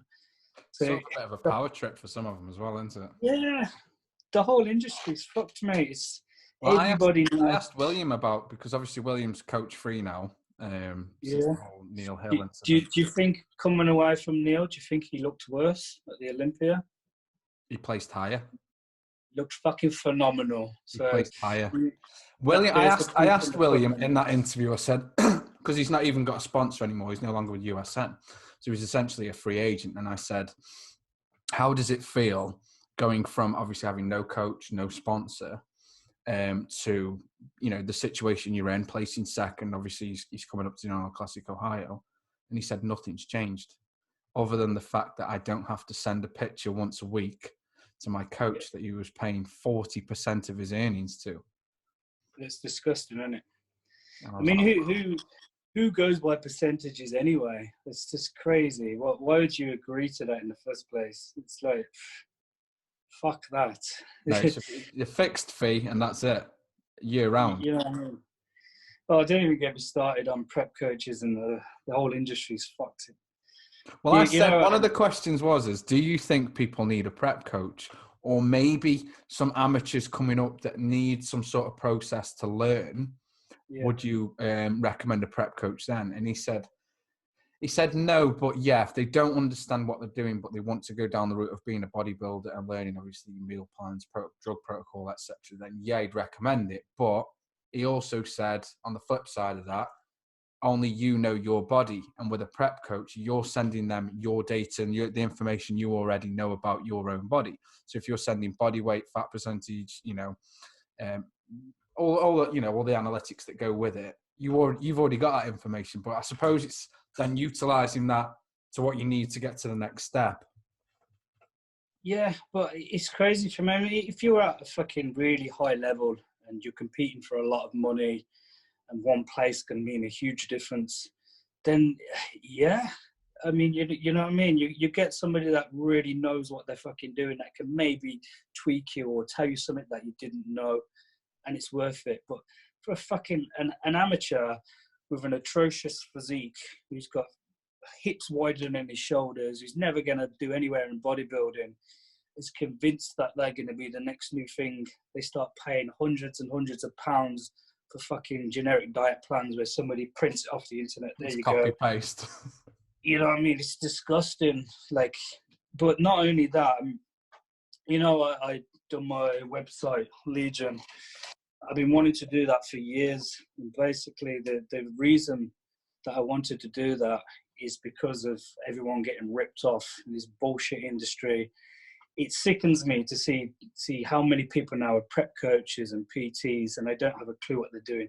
They come in the gym, six months down the road, they do a show, they look like a sack of shit. Then all of a sudden I've competed, so now I'm a prep coach. I'm going to start telling people how to fucking do a show. Give me all your money, because they're lazy fucks. They don't want to work. They enjoy being in the gym. It's an easy way to earn a lot of money. Yeah. So to me, they don't know what they're doing. You're just stealing money out of people's pockets, and they're coming to you because they think you know better because you're a PT prep coach. You can't blame them. They don't know any better, so they're going to go by your every word. So one, it pisses me off because you're a thief. You're stealing money out of people's pockets. But what really fucking riles me up is these prep coaches that are putting people on fucking all these kinds of drug stacks that are massively damaging their health. And I know fucking young girls, 16, 17, going into bikini shows, and their prep coach told them to have these 50 milligram anavars and this fucking, oh my God. I know girls have been told to have Trenbolone and test. I had that the other day. I had a girl message me the other day, and she's 23. She said a prep coach she sent me like a screenshot of the drugs he wanted to put her on for the show that was coming up in the summer. And I was like, this is your first competition? She was like, yeah. I was like, what competition is it? Bikini. And I was like, you don't need 99% of whatever he's put on there, if any at all. You needed cock for a clit on stage to win the show. Take basically, that you can see from the back. with a pose they do, you can see what they've eaten for fucking dinner. So if there's anything dangling down, you see. It's my favourite pose. I can't deny it. I love it. Oh mate, it makes me sick. It's like these girls with fucking anorexia on stage. You see every single rib in their body, all 12 pairs of ribs. The legs spread, bent over, and this is the sport. It's like, it's a beauty pageant, isn't it? It doesn't matter what their physique looks like. It's who's got the best ass, the best looking face, and the best pair of boobs. You know, I went through a judging panel once, and I said, like, I don't want to be funny. I know what the judge is. I said, how the fuck do you judge a bikini show? It's an amateur show. Because they all look the same to me. I don't know how to judge it. I know bodybuilding. I know how to judge a physique. How do you judge bikini? And the judge turned around and he went, I don't fucking know. I just picked the one that I'd fuck the most. I was fucking horrified. I was like, you're a judge? Some of these girls are 16, like technically, years old. He is judging them. Just on which one he banged. You know what I mean? It's crazy. I'm like, this is not fucking a fitness competition at all, is it? It's like a beauty pageant. But anyway, enough of that. So that's what really inspired me. Back to your website. Yeah, I have actually seen your website today. What's it all about? What's going on there? Yeah, so I'm really horrified of her doing all kinds of fucking shit. So I think, like, if I went down to the local doctors and said to them, oh, I know a few things about fucking medical, can I have a job? They'd be like, what? Where'd you fucking, how many years you got to sit in uni to become qualified to be a doctor? Why the fuck is some PT prep coach okay to be prescribing people with drugs that they don't know what they're doing? They're really fucking people's health up and bodies, and having irreversible effects on these women that they don't understand. And there's cases where, for like me and you, obviously, we chose what drugs we were going to take. They weren't exactly pushed on us by our peers, or we'd probably even heard other people take them. That's your own personal choice. But when your coach is saying, no, you're going to take X, Y, and Z. The coach don't know what the fuck he's doing. I mean, it wasn't so long ago, there was a junior lad, 21 years old. His prep coach put him on all this fucking gear, and he was holding water, so he pushed loads of diuretics at the end. He won the show, proposed to his girlfriend on stage. Next day, dropped down dead. 21 fucking years old. This prep coach disappears off. Nothing to do with me. You just committed murder there, mate. But why is that allowed? Like, nobody's saying anything. And there's shitloads of these going on. I mean, there's loads from back in the day, because Sean Ray's just called out Chad. Have you Chuck seen Nichols, it? yeah. What's your Yeah, yeah. thoughts on that? I really don't know what It's a Chad. bold I mean, statement to say, isn't it, really? yeah. Does he know any of that factually? I The mean, thing is, Chad's already been on Valuetainment. It's just not been released yet. Chad went on the very next day. Within 24 hours, he was in the studio giving his side. So it'd be very interesting to see like what comes of that, because obviously yeah. Sean Ray does raise some valid points. Like obviously he was part of their lives. You know, I think it was 4 or 5 guys. I think he said didn't go to one funeral. Now I don't know what the circumstance was behind any of them. Maybe they were different countries or whatever. I don't know, but it's I like mean, you Sean say. was in the mix back then. He was around with them more. So if anyone knows stuff, he does. But there's 3 sides to every story, isn't there? Yeah, there's That's Sean, the truth. the real one. Do you know what I mean? So it's really hard to say, and I don't know if he's fallen out with him or he's got beef with him or what. And I don't want to get involved and say The way something I that see I it, don't know. I think at the level that all those guys were at when they passed, they knew. I think they actually knew what they were taking wasn't exactly going to benefit them long term health wise.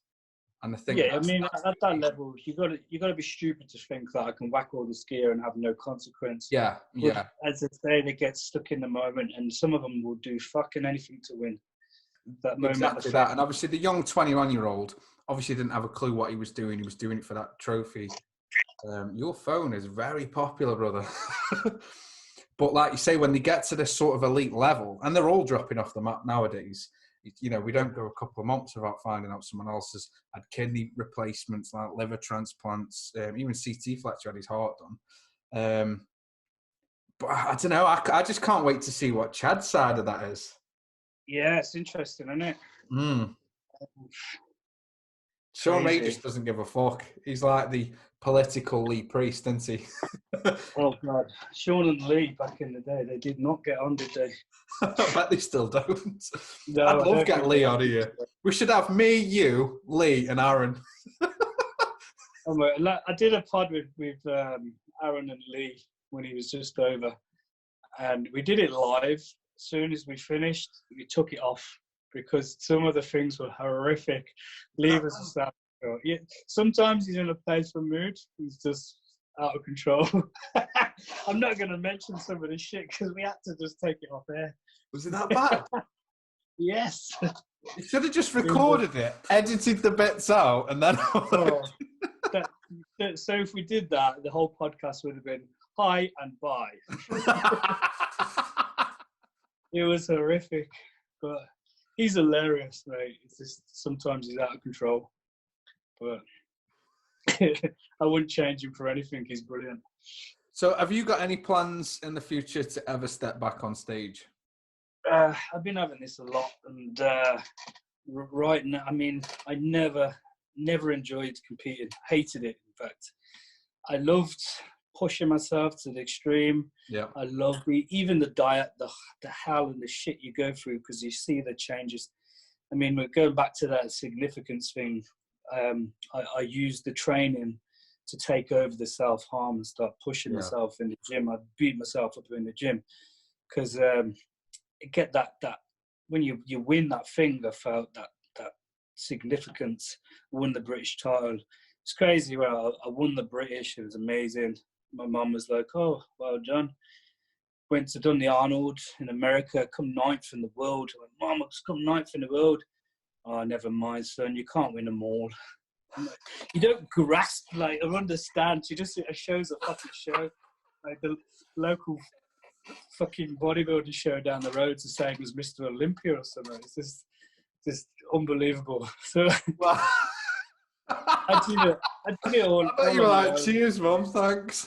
Yeah. I'm not close with family. I mean, they never supported me at shows. My little brother always did. I got him into training, but that's because they don't understand anything? It's just our family. Like, it was very broken from the start. We never had a close family. So I've just always done everything on my own. Prep myself. And don't rely upon anyone. You never get disappointed kind of attitude. Yeah.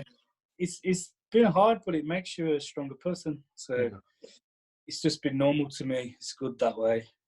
So yeah, I'm 14 years of competing. I never enjoyed it ever. And after all of that, I stepped away from stage. And you know, one of the main reasons people say, you hate competing, why did you do it? Because I had nothing going on in my life. I had nothing to aim for, nothing to push to. So that was something that kept me driven. When I go back to when I've won my first show and I had those 4 years off, I got back into martial arts and did a lot more MMA. I was working on building sites in bad crowds. We were out drinking all the time. And it got to a point, I got to like 24. I said, I can't do this. I've got no structure in my life. Yeah. How will I get this back? Go back to bodybuilding. It gave me structure. It kept me away from bad crowds, and just I don't drink at all now. Maybe one drink a year. I'm very, very health conscious, and I'm all about health and longevity now.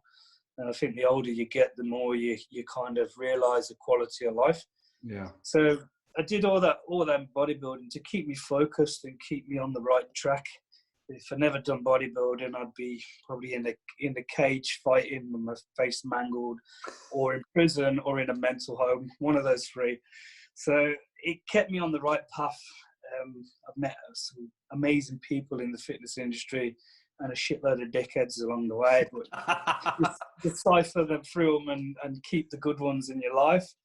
I think I'm a dickhead, to be honest. So I got to a point in my life. I've been with my missus now. Like I've had a string of messed up relationships because I didn't respect myself. I didn't believe I deserved better. Yeah. Bad choices. You know, like most people in the fitness industry go with the worst kind of people. Yeah. Like I was dating strippers and stuff, and then a stripper cheats on me, and I'm devastated. I'm like, what did I do wrong? And then when you're like, now I'm looking back saying, what do you mean? What did you do wrong? You allowed yourself to go with somebody that, she's a stripper. Her job is to cheat on you. What do you expect her to fucking do? That's what they do. Do you know what I mean? You're a fucking retard or something. You can't. It's like dating a porn star and then crying when she's fucking some guy on the TV. You know that's going to happen, don't you? So make better choices in life. I took 2 years out of dating. I sorted myself. I went through this big change. It's when I met Flex Wheeler, and he had a massive impact on my life. Awesome guy. I was ill at the time. I thought I was dying. I lost fucking like 2 stone in a few weeks. I couldn't eat. It was just vomiting coming out both ends. No, I didn't know what was going on. Yeah. When I finally got into the doctors, they do stool samples, do this. Yeah. You ever tried shitting in one of them little tubes they give you? I have once, yeah. The thing's that big, how does that work? It was disgusting. It was one of the worst experiences of my life. But I managed it. I took it in. I waited a week. I'm dying at this point. I can't eat or nothing. Another week, I go back to the doctors and say, like, what's going on? Oh, we're ever so sorry, sir. We lost your stool sample. Can you do another? Like, don't you think you could bother to fucking let me know, right? I've been sick all day, brother.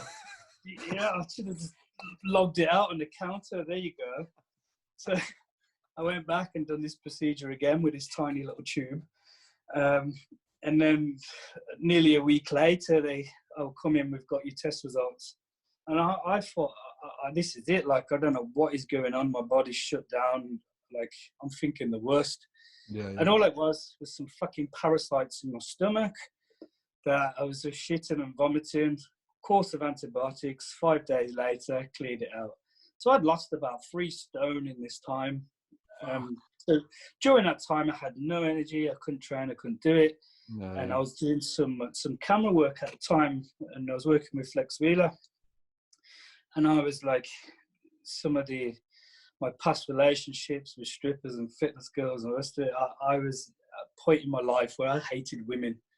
I worked as security. I worked in a strip club nearly every night, gay clubs on the weekend, and in gyms every day. my life was surrounded by the worst kind of people in the world. Yeah, yeah. So everybody in my world was a scumbag, cheating scumbag, horrible.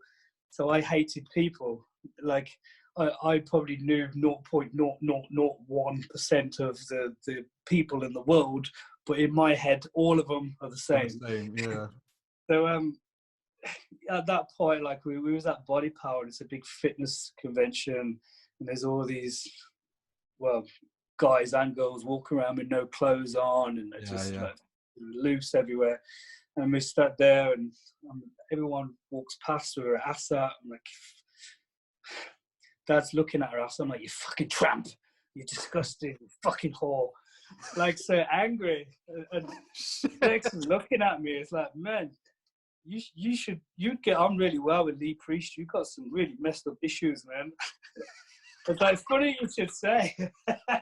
We get on just great. And we had a few really deep chats, and I just thought this guy back in the day had one of the best physiques on the stage. I looked up to him as being one of the greats ever. Yeah. But I didn't like him as a person. I thought he was this arrogant, cocky, like, just like, you're a dick. When I met him years later, he was half the size. He had a great physique.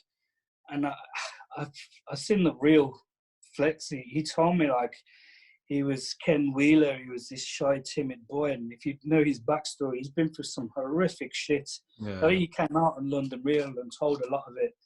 But he is similar to my backstory, but his was worse.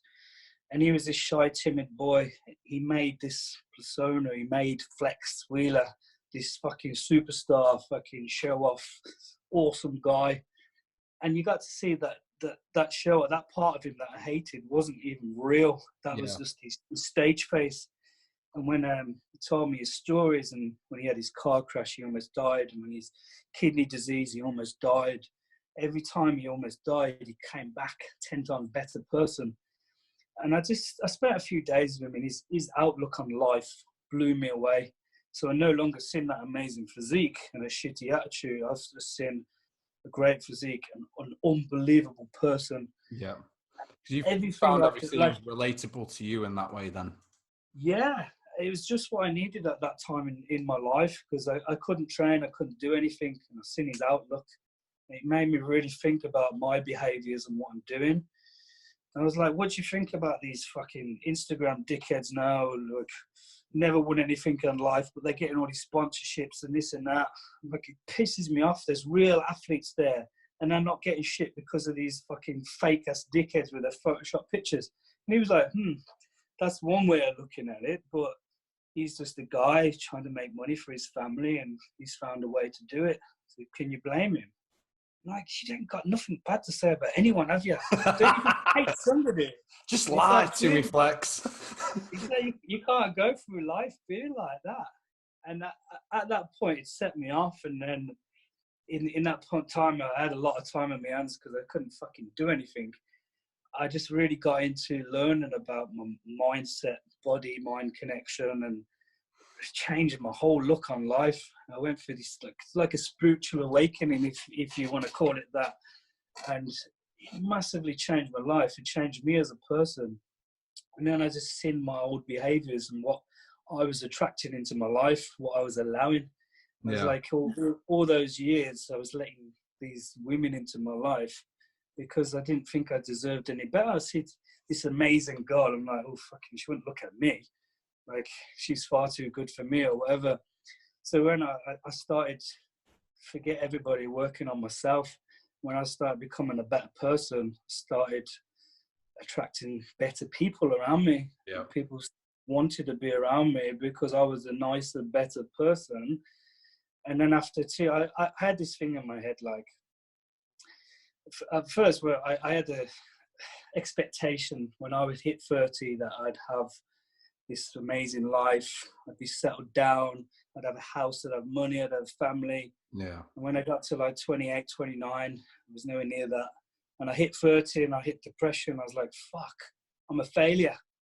And then it dawned on me one day. I was like, who the fuck said that I need this, this, and this before I can be happy? my life's fucking awesome. I'm getting to travel around the world, getting to do this, and all these amazing things, because I was focusing on what I didn't have instead of focusing on the gratitude in my life. That changed my life.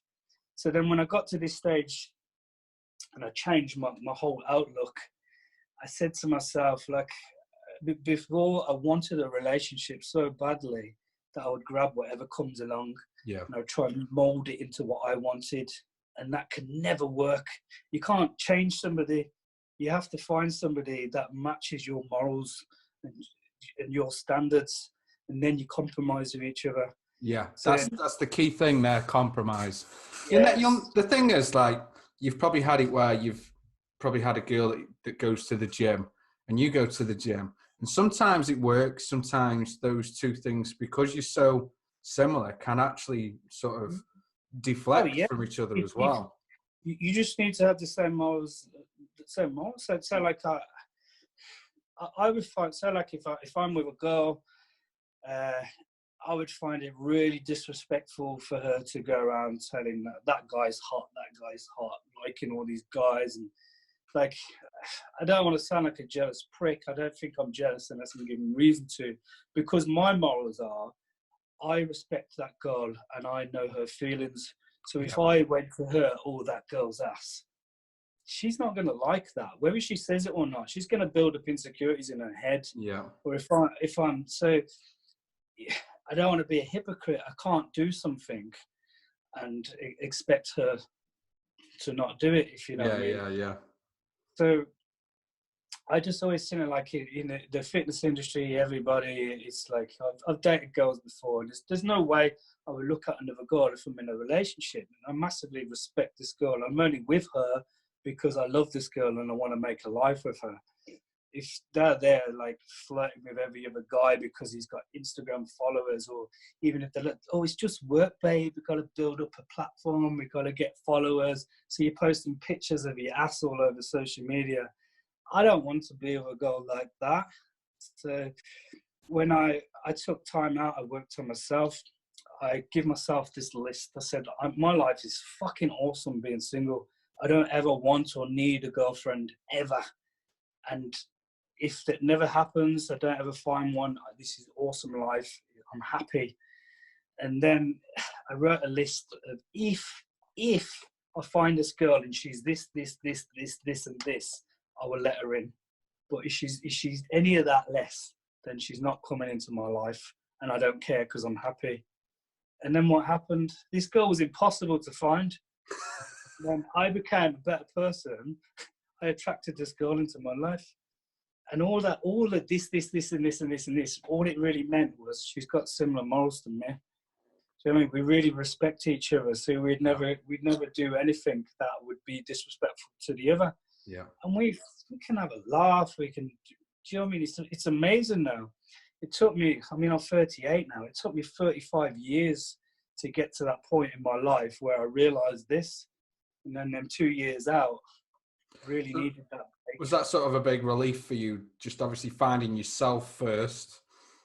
Yeah, I needed releasing all that pressure of like, oh, I should have a house. I should have, this type of car. My mortgage should be up to this sort of point. And then obviously you've gone, no, actually, I've got all these other things going on. These are keeping you morally grounded, keeping you humble, sort of paid yourself a reality check almost. And then once, like you say, the epiphany of, right, I've got all there, you changed within yourself. And then do you think that sort of drew your current partner to you because of that? Because she saw you as a different person, maybe? If we would have met a couple of years back, she would not have liked the person that I was. I don't like the person that I was. I mean, I always tried to be a good person. I always tried to help people. Yeah. I can see back then. I mean, you go on Facebook and it pulls up shit from 7 years ago. Yeah. And I'm embarrassed. I'm like, I said that. I did that. You like, decline, I'm not resharing that. It's like, my girlfriend, she's awesome. She trains, she's into fitness, but she doesn't like attention. She doesn't want to compete. She just does it for health and herself. She looks awesome. We do our website together, and I'm like, you've got an amazing ass. You need to show that out and do a bums and tums. And she's embarrassed. She's like, no, she won't show bloody flesh or nothing, which I like that about her, but she's a little too much of anything. Timid, yeah. Maybe it comes from Marisha's background. She's got really good morals, but like, I just see her. I forgot where I was going with that. Lost the plot. You want to get her on the website? Yeah, because we do the website together, we need to do more. We do a lot of, it's all about giving out information. So you don't got to be there with your ass out or nothing, but we're going to have to do training programs when nobody wants to see my fat ass. It's going to sound more if we get her doing like a bums and tums program for average women that want to lose a bit of weight. Yeah. On this website, we've got everything from complete beginners to advanced athletes. And then it's got all of my knowledge from over the years on there, as well as some of the top best in the world. I mean, we got Philippe doing an interview, Jay Cutler, Sean Roden, Lee Priest on there. We got qualified doctors giving us steroid advice, with Dr. Khan doing people's bloods. So everything is about health and fitness to give you the result that you want, but show you in the best and healthy way to do it. I want to get away from bodybuilding more, but that's where I am. So we have to have a big part of bodybuilding on there. But even so, like doing that whole thing, I need to get my missus doing some of the videos and stuff, and I'm getting her to do it, but it's always in a very respectful way. Yeah. It's funny because she won't post a picture with her ass out or nothing like that on social media. And when she met me, I'm a bodybuilder, and there's a million pictures of me pretty much naked, and like you see some of the, I mean, the women are atrocious, but some of the guys are even worse. It's just like soft porn, isn't it, on their Instagrams and that. So I was always tried to be respectful, as I'd never post anything in a sexual way to get that kind of attention. It was always strictly bodybuilding. But then she pointed out to me, it's like, yeah, but you stood there in your underpants in the gym. I'm like, yeah, and I'm doing a muscle pose, and I'm getting like fucking 10 gay guys a day messaging me saying, can I do muscle worship? Can I buy your pants? All this horrific shit. I'm like, why do I get all these gay guys after me? No women ever message me. And like, what is it? It's like, well, look here. You stood in your pants. You can see like everything that you've got. You got a bulge hanging out your pants, and you stood there, and you got guys messaging you. What do you expect? What were you expecting? Yeah. And I'm like, what are you talking about? And then I had this, like, I just sat back and I was like, you know what? You're so fucking right. I had this rule. I would never post anything if I wouldn't walk down the street in public like it. Would I go outside in my underpants? No. Do you know what I mean? If you're on stage in your posing pouch, or you're at the beach in tiny shorts or whatever, that's cool. There's nothing wrong in that. But you wouldn't go into a shopping centre in little pants, would you? You're giving out the wrong impression. I say this about the women. You can post your physique in a tiny little bikini on stage or on the beach. You can wear it practically nothing, and it's appropriate. If you're posting pictures in your bedroom, leant over your bed in your lingerie, you can't have a go at guys when they start sending you dick pics, and you know what I mean? You're giving out the wrong signals. I think the only problem I have with, like, because I couldn't care what anybody posts, to be honest. You choose to see it or scroll past it. But what always makes me laugh is the inspirational quote that goes with it. So it still do the sideways, one leg looks sort of bent, funny. Pushing an ass cheek out. Yeah.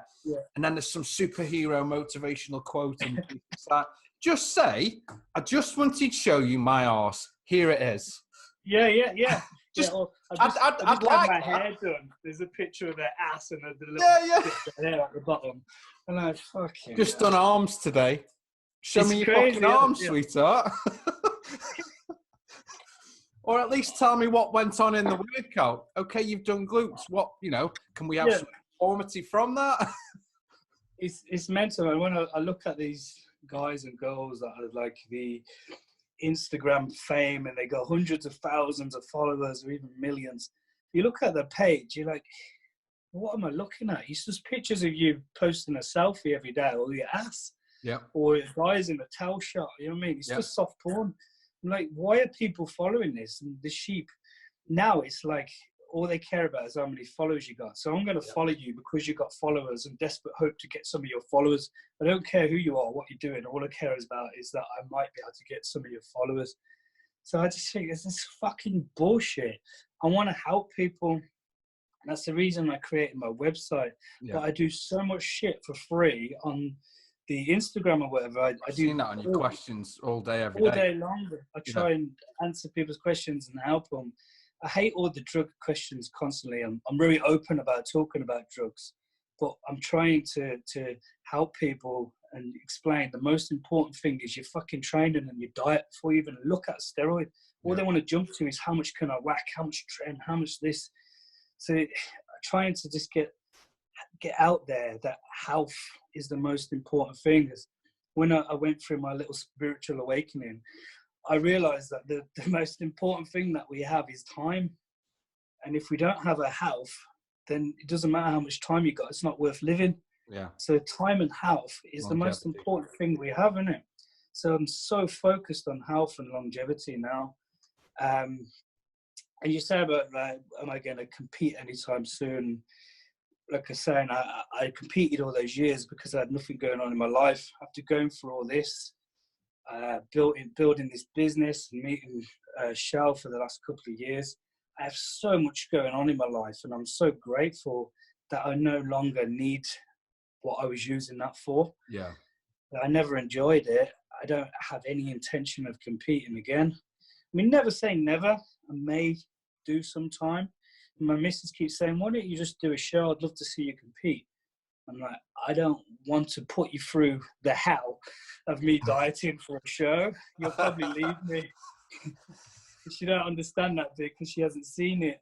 She's like, I'll support you. And I've never had anyone support me up to a show and all the rest of it. And it would be nice, but I don't want to put that pressure on anybody else.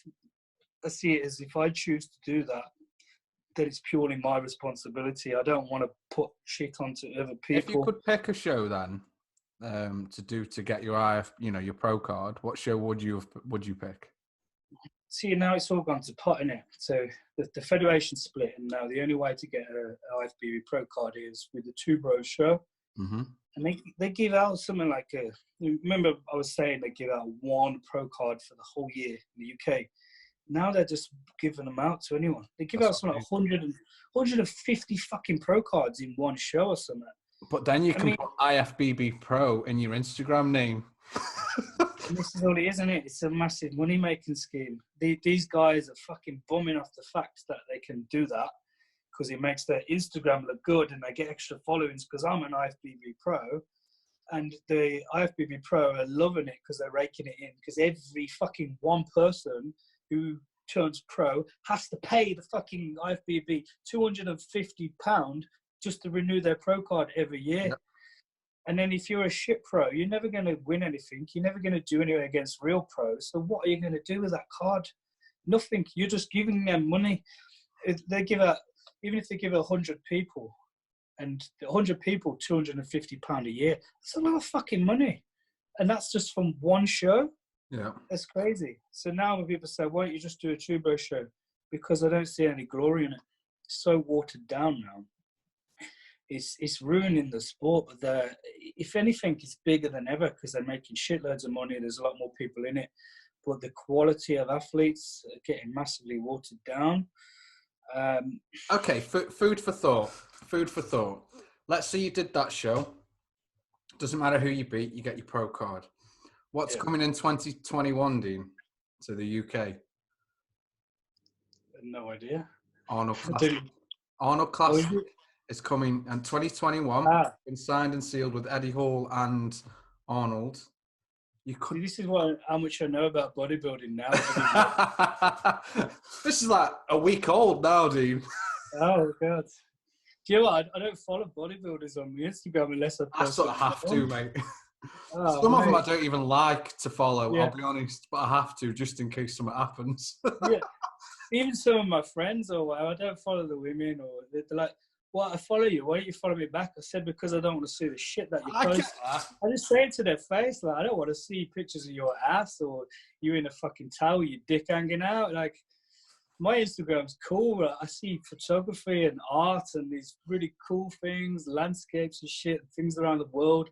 It inspires me. That's what I want to see. Not some fucking tramp ass. Oh, I'm ruthless. Fucking hell. So what have you got planned for? What have you got planned for this year, then, brother? What's going on the rest of the year? Well, I mean, my missus, she has her own business called Bourgeois, doing photography, video photography, mainly weddings, but all sorts. So she spends a lot of time doing that because it's her own company. But also we run the Legion together. So it's just, you know, at the minute it's shit because I've learned how to edit videos and I fucking hate it. It's so time consuming. It takes my life. It's bullshit. So we're working on. While you're saying that, just think how long we've been on there, and I've got to edit this. Oh yeah. You're not going to cut anything out, is it? You're just going to chop it. I am going to just straight upload it. I'll just put the title that I did on everyone else's, Raw and Uncut, which basically means couldn't be asked to edit. Yeah, that's what I do. If somebody says something bad and it's their fucking problem, and you got to deal with the consequence. Take responsibility for your own action. It's it. Yeah, so I'm making all the videos and I mean, I write for the Beef magazine, so I do a lot of articles, even though I can't spell for shit. They have to try and siphon it and put it into English. I've got the knowledge in here, but I can't put it into. I should do, shouldn't I? Dictate, yeah, because you can have it dictate to text. There's an app. Yeah, but the problem is I can't talk properly either, so it doesn't understand what the fuck I'm saying. It just comes up with gibberish. Google Translate. That's what I need, yeah. I need a PA or just somebody, a typist, to follow me around. The knowledge is there, but I do all these articles for the website, and then my poor missus has to go through them all and put them into English and create them. And we're just so busy creating and making the videos. So my goal is, she wants to come away from the videography more and put more into the Legion because it's got a huge, huge potential. We'll be able to help a lot of fucking people and hopefully stop people getting ripped off or fucked over with their health. But the plan is to really build Legion. We're working on a revamp at the minute where it's going to be much better. Get an app out there so you have like a PT in your pocket and recalculates your calories every week. Tells you exactly proteins, fats, carbs for you. Because these fucking bullshit generic diet plans that piss me off. We're going to tailor this. So it's going to ask you a series of questions all about you. Your body types, how much fucking calories you're burning, all kinds. The more questions you can ask about you, the more it's going to personalize it to you. And then every week it's going to ask you if you've met your goals. Is this going to be like a free app or subscription based, or probably just like a one-off pay app or maybe a subscription? I don't know. It's going to cost a lot. Unless you have levels to it, maybe. So have like your basic one-off 99p and then a premium. Yeah, where they actually something like that, or Legion members get it for free or whatever. Yeah. But so the plan is to get that personalized. So every week it recalculates and keeps everything. I mean, at the minute on the site, it's just rammed full of information. And then I say, at the minute, it's not massive. I can cope. I just say, if there's anything that's not on the site or anything you don't understand, message me personally, and I'm happy to go through it all. So I spend a lot of time doing that at the minute. Yeah. But I like doing that because then if you do message me, that tells me that I need to get that on the site. Yeah. So it's all good feedback. Eventually I want to have enough there so nobody ever has to ask me a question. Yeah. Everybody that's messaging, it's a point of sale as well, isn't it? Yeah, of course. Customers through your door, really, aren't they? Yeah. So I mean, for people who are members, I'm happy to help them as much as they need.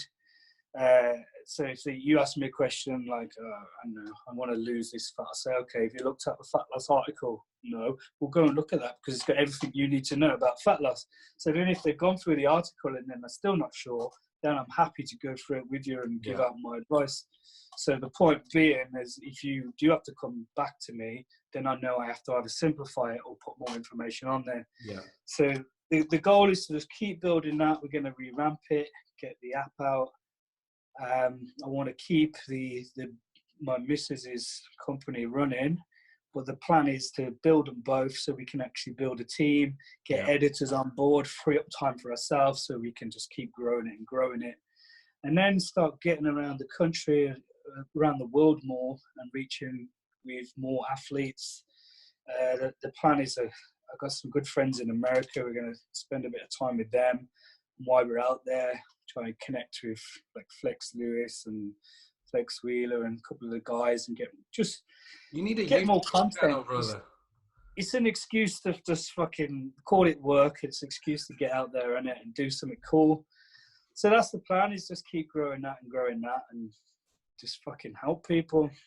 Okay, well, what I'll do, brother, I'll put the link in the description for your website, your Instagram also, because that's probably your main sort of point of contact is probably Instagram. Yeah, I mean, I only have the Instagram and the Facebook, but to be honest, I don't go on the Facebook. It's just linked. So a lot of the shit, everything I put on Instagram goes to over. Facebook. Yeah, mine's the same. I don't even look at it. You're limited to people. I've got the athlete page, but I don't use it. So, man, if people need to get hold of me, Instagram's the way. Yeah. Yeah. Is there anything that you want to sign off with then, brother? I could chat shit all night, and I could really go into the health side of things, but I'm gonna have to do this in like 8 parts. Yeah. I think we covered all the bases. I could talk for hours about any one subject, but I think we've heard enough ears on this. Most people will be asleep by now. For those that don't know, the plan is to get Dean back on with Dr. Tony Huge. I have reached out to him. I'm waiting for him to give me a time back. So if we can get Dean back on. I've spoke to Dr. Khan. He's very interested in coming on because he's got a lot of topics he wants to touch on with Dr. Tony Huge. He was even sending me articles. So I chatted with Dr. Khan today. Yeah. And yeah, he's well up for this. So this is the thing. I think Tony Huge will definitely do it because he does love the drama and he does love the attention. And I don't even think he's going to watch this video, which would be interesting. So if we can get that set up, I'm definitely down for that. I will pretend to play devil's advocate in that one. I'll just let you battle it out. It'd be very interesting. 100%. But we got Dr. Khan's dedicated his whole day today pulling out pages of research and people's bloods, and has he? He's in on this. Oh, he's ready for war, isn't he? Yes, and honestly, I don't know a guy that can really go into this better than what he can, and he has all the facts and fucking pages and years of research. So it should be good. We bring like a head guard and gum shield for a podcast. Oh yes.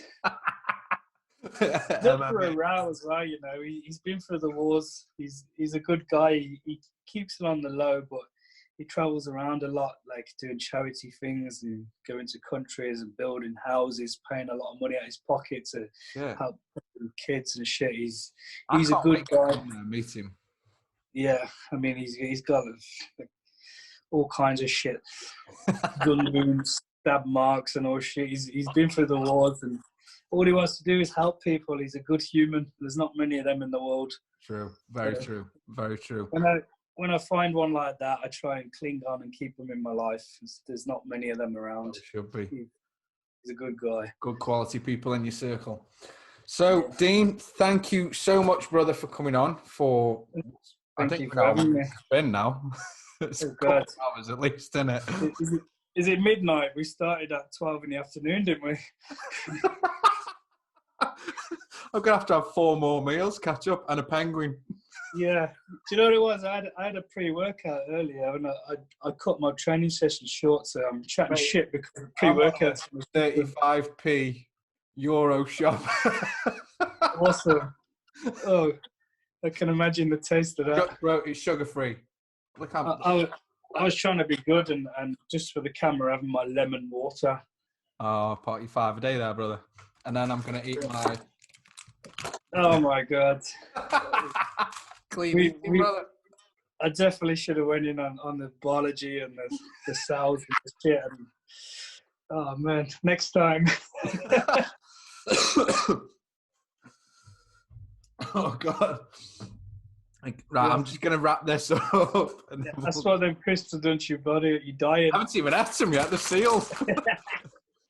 So, again, Dean, thank you so much for coming on. Awesome. If anybody has got to this point watching this podcast and still alive, all his links are in the description. I'll re-record an intro to make them aware all your social medias are in the description, because I don't know if anybody's actually going to get this deep into this video. Passed out or dead. Fell asleep to it. Oh, I love that video. Yeah, how far did you get? 10 minutes, gone. Yeah, nice. So again, Dean, thank you so much for coming on, brother. We'll get the Dr. Tony Huge one set up as soon as possible. Awesome. And that will be interesting. Peace.